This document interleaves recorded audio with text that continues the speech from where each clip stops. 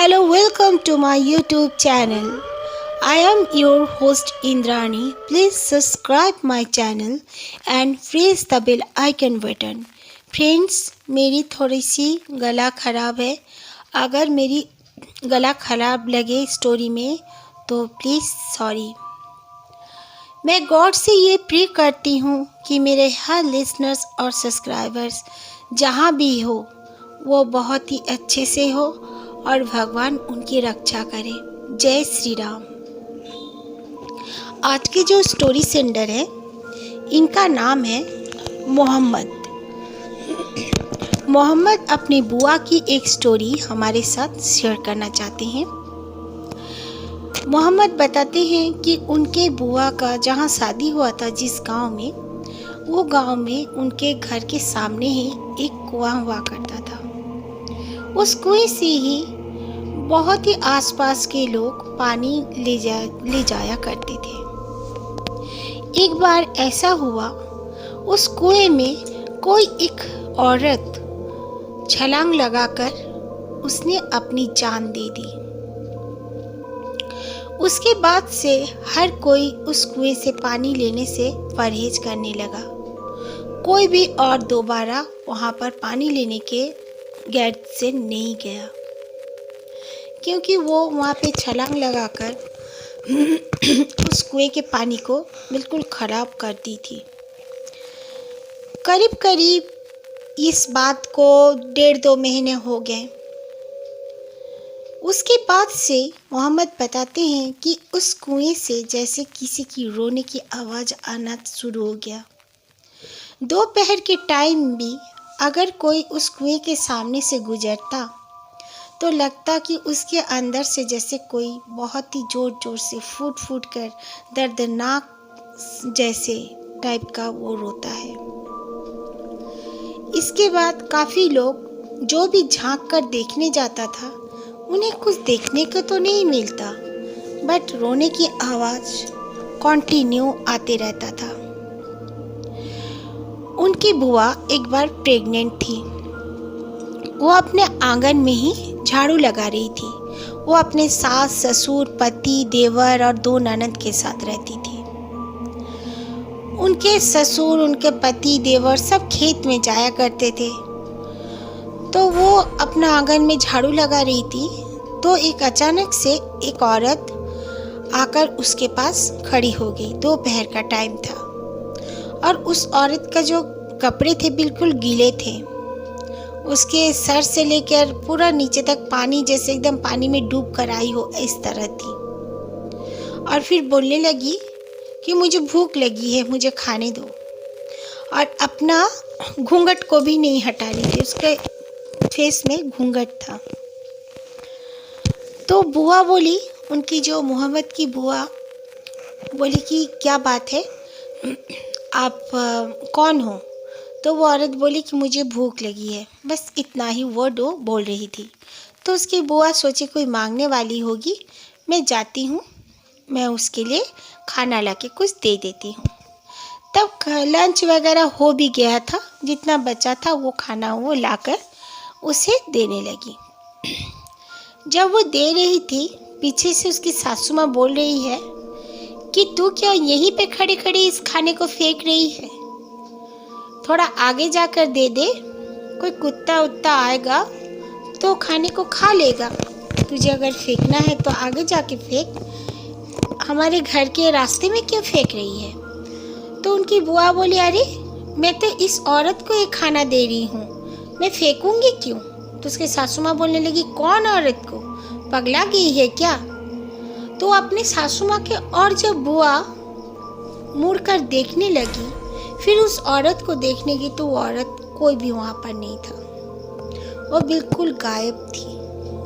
उसकी बुआ दौड़ के सासू माँ के पास आई और बोलने लगी, देखो ना, मैंने अभी अभी एक औरत को देखा जो कि बिल्कुल गीले कपड़ों में थी.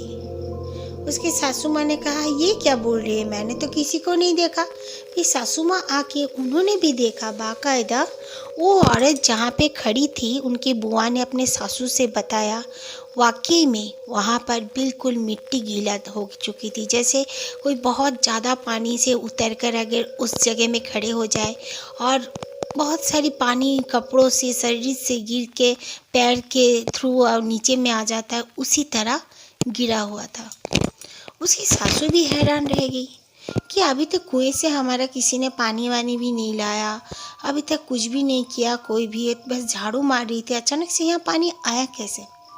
उसकी सासू माँ ने कहा तू इस तरह दोपहर को आंगन में झाड़ू मत लगाया कर, तू अभी पेट से है, तू थोड़ा अंदर अंदर रहा कर। तो उनकी बुआ ने कहा ठीक है।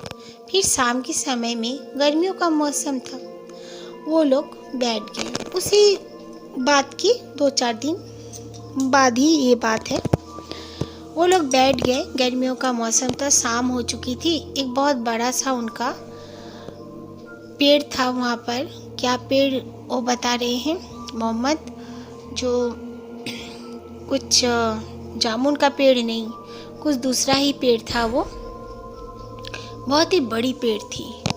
तो उसके नीचे में उनकी बुआ बैठकर अपना कुछ काम कर रही थी। तो अचानक से फिर उन्होंने देखा बिल्कुल उसके सामने में ही वो औरत नमूदार हो गई और फिर से बोलने लगी मुझे भूख लगी है, मुझे खाने दे। तो उसकी बुआ बोली तुम उस दिन खाना मांग रही थी और फिर चली गई, मैं जब खाना लेने गई और फिर आज चली आई, क्या तेरा मतलब है, इस तरह तू बोलती रहती है। तो वो औरत तब थोड़ा शाम भी हो चुका था। उनके पति देवर ससुर कोई रिटर्न नहीं आए थे, उनके ननद लोग और सासू माँ सब घर पर ही थे। वो अकेली ही चारपाई पे बैठे कुछ कर रही थी अपना काम, सिलाई बुनाई भी किया करती थी वो बैठे बैठे। तो वो बोलने लगी औरत मुझे खाने दे, मैं तुझसे खाना नहीं मांगती, मुझे तू बस खाने दे। तो वो काफ़ी डर गई, डर के वो चिल्लाने लगी, चीखने लगी। तब दौड़ के उसकी सासू माँ 2 नंदे आए तो कहा क्या बात है। वो जैसे पूरा उसके हाथ पैर जैसे पूरा स्ट्रिप होने लगे थे और मुड़ने लगे थे। फिर उसने कहा मैंने वही औरत को फिर से देखा। तो उसकी सासू माँ ने कहा उसका हालत भी देखे कि हाँ इस तरह हो गया।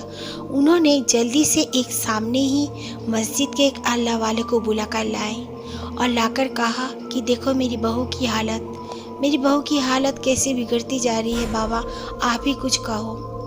तो वो अल्लाह वाले ने उन्हें देखा और कहा कि ये जो कुएं में रहती है जो आत्मा, जो चुड़ैल, वो चुड़ैल ही इसके शरीर में आने का कोशिश कर रही है, क्योंकि ये प्रेग्नेंट है, इसके बच्चे को वो खाना चाहती है, इसीलिए वो इसे तंग कर रही है। कोई बात नहीं, मैं इसे कुछ नहीं होने दूंगा, तुम चिंता मत करो। वो लोग जैसे तैसे करके उसको उठाकर उसके कमरे में लाए और उसे घूंघट वगैरह भी लगा दिया कि अल्लाह वाले उनको आके देखेंगे। वो आने के बाद उसके आँखों में हाथ दिया और चैन से तब वो चुपचाप जैसे सो गई। उसके बाद उन्होंने कुछ पढ़ाई की, पढ़ाई करके फूंक मारी, फिर वो उठ के बैठ गई। तब तक एकदम शांत थी। उसे दम वगैरह करके उसे पानी भी पिलाया और फिर उन्हें एक ताबीज़ भी दिया और घर के बाहर भी एक ताबीज़ लगा दिया और कहा कि 21 दिन तक आपकी बहू जैसे बाहर ना निकले, वो और कुछ नहीं कर पाएगी। और एक बात, आपकी बहू ऐसा कोई काम ना करे कि उसके उंगली से या कहीं से भी खून ना निकले। उसका अगर एक कतरा भी खून टपक जाएगा तो ये जो ताबीज़ है ये बिल्कुल बर्बाद हो जाएगा। वो चुड़ैल फिर से इसे परेशान करने लगेगी और भी कुछ नुकसान पहुंचा सकती है, जो पहुंचा नहीं पाई है वो भी पहुंचा सकती, इसीलिए इसे बाहर भी निकलने के लिए एकदम मत दो। उस दिन से 21 दिन तक उसे बाहर निकलने नहीं दिया गया और उसके जो कुछ भी काटने का काम, कुछ भी काम उसे करने के लिए नहीं दिया गया। बहुत ही वो लोग केयर करके उसे रखें। और अल्लाह वाले ने इतना भी कहा कि आपकी बहू को बाकायदा नमाज पढ़ने बोलिए 5 वक्त और आयतुल कुर्सी का व्रत करने बोलो, आपकी बहू के साथ कुछ भी नहीं होगा। मोहम्मद बताते हैं उनकी बुआ ने जैसे जैसे अल्लाह वाले ने हिदायत देकर गए थे उन्होंने वैसे वैसे किया। फिर उसके सामने में कभी वो औरत दोबारा नहीं आई और 21 दिन के बाद उनकी पहली जैसी नॉर्मल ज़िंदगी हो गई। लेकिन सब कोई वो कुआं को बंद कर देने के बावजूद भी सब कहते हैं कि शाम से भोर तक वहाँ पे जैसे किसी का रोने का आवाज़ आता है, चीखने चिल्लाने का, और एक एक बार कहती है मुझे भूख लगी है, मुझे खाने दो, इस तरह का आवाज़ भी आता है। मौलवी जी ने भी वहाँ पर पढ़ाई वगैरह किया है। वो बाहर आकर किसी को तंग तो नहीं करती और कोई उसे देख नहीं पाता, लेकिन उसका आवाज़ अभी भी सुन पाते हैं।